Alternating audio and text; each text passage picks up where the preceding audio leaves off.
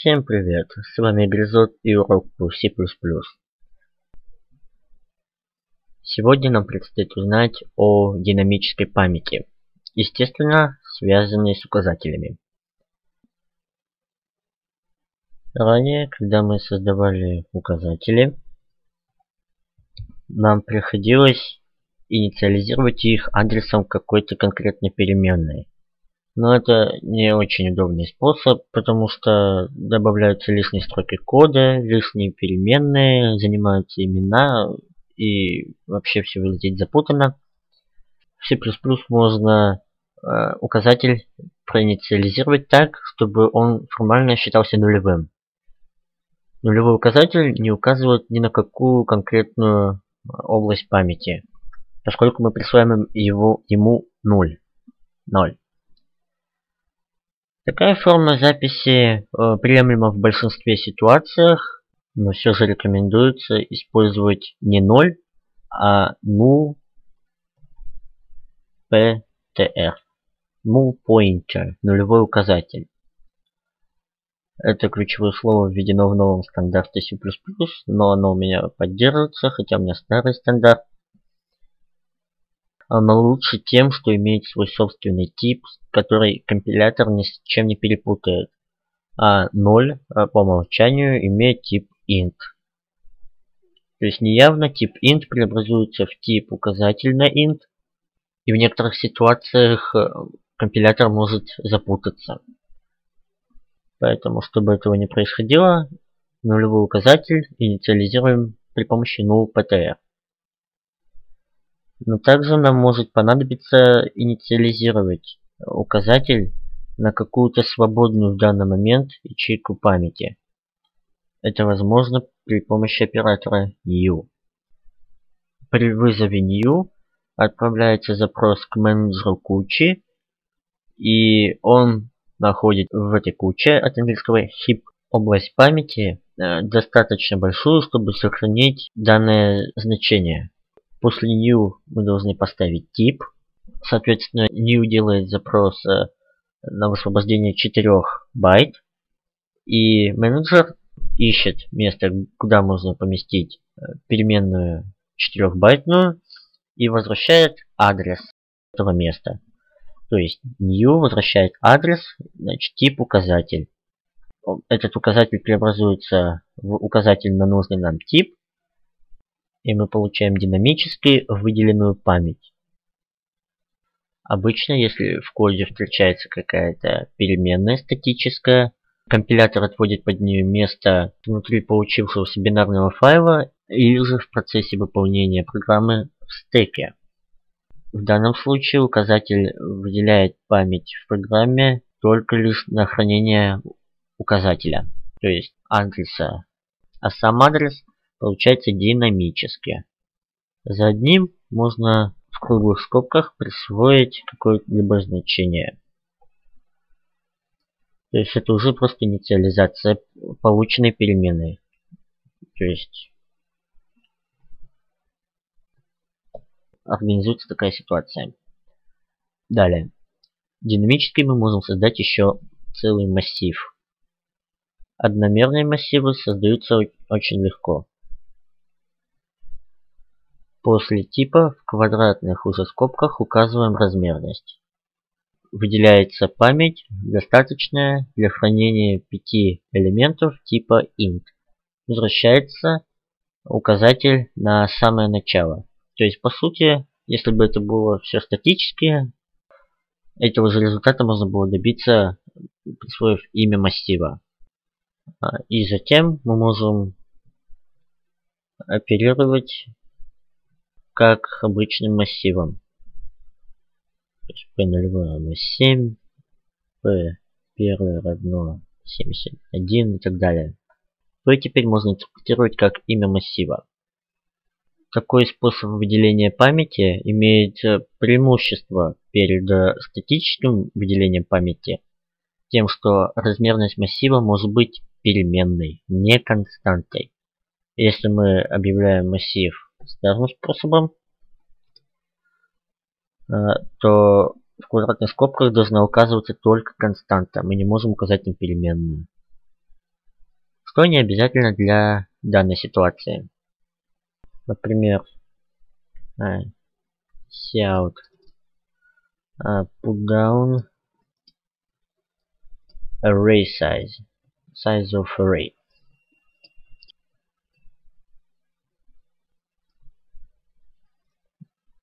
На новую строку sin в size int size. Мы завели в эту переменную и можем создать массив этого размера. Для верности unsigned, чтобы нельзя было задать минус. То есть, если длина массива зависит от пользователя, то тут спасет лишь динамическое выделение памяти. Давайте проверим, что все компилируется, все выполняется. 7. Да, программа не вылетела, массив создался. Немного по-другому обстоит дело с многомерными массивами.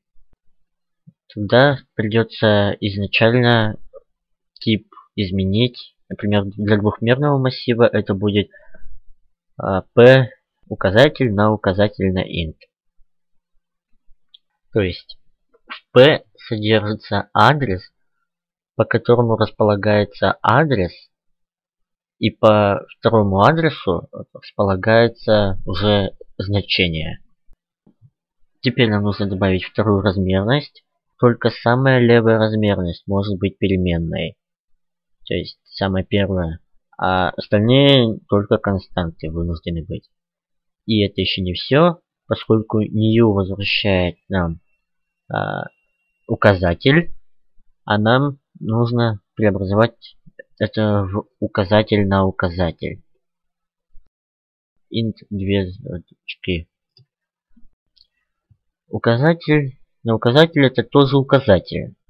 Только по адресу, который он содержит, хранится указатель. Так можно объявлять довольно длинную цепочку из указателей, ну если только это находит практическое применение. Вот, в принципе, у нас создан массив. Но рекомендуется объявлять вот такие многомерные массивы при помощи цикла for. То есть, эту запись мы изменяем. Мы создаем массив из указателей. Вот эта операция создает массив из вот этого типа, то есть из указателей.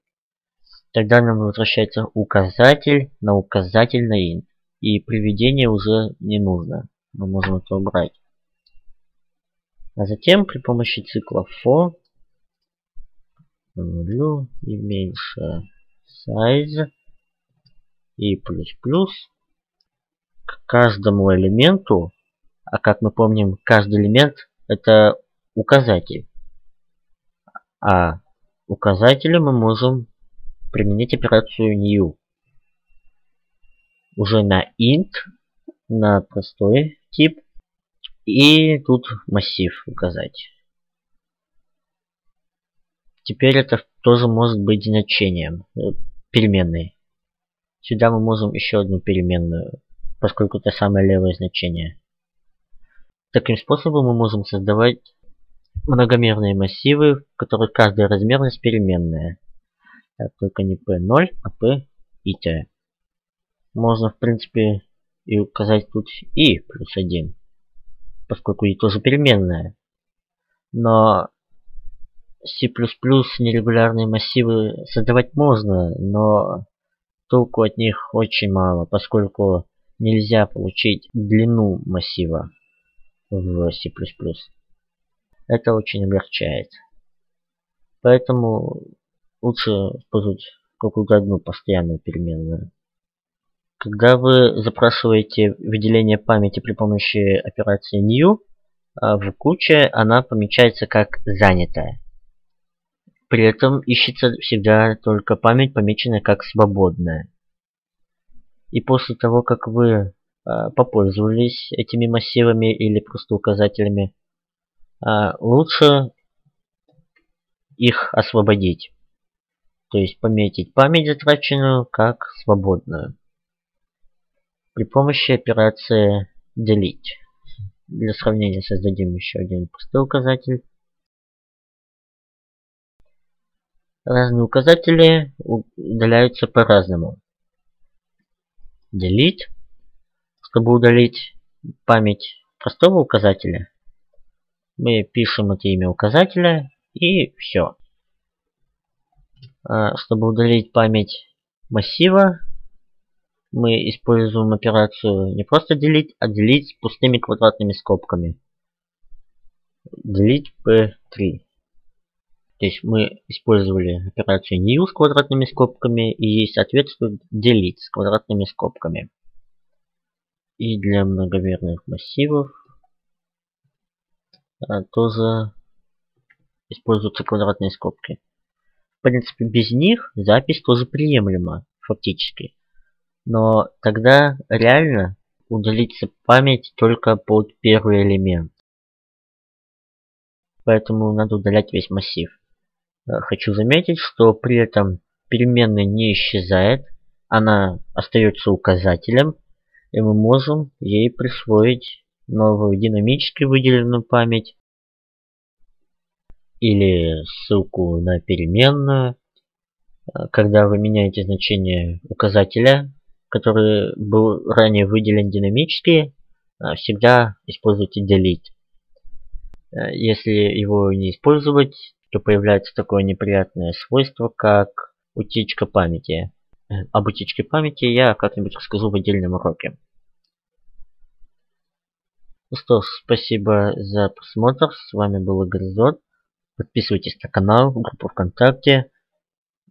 Удачного вам кода!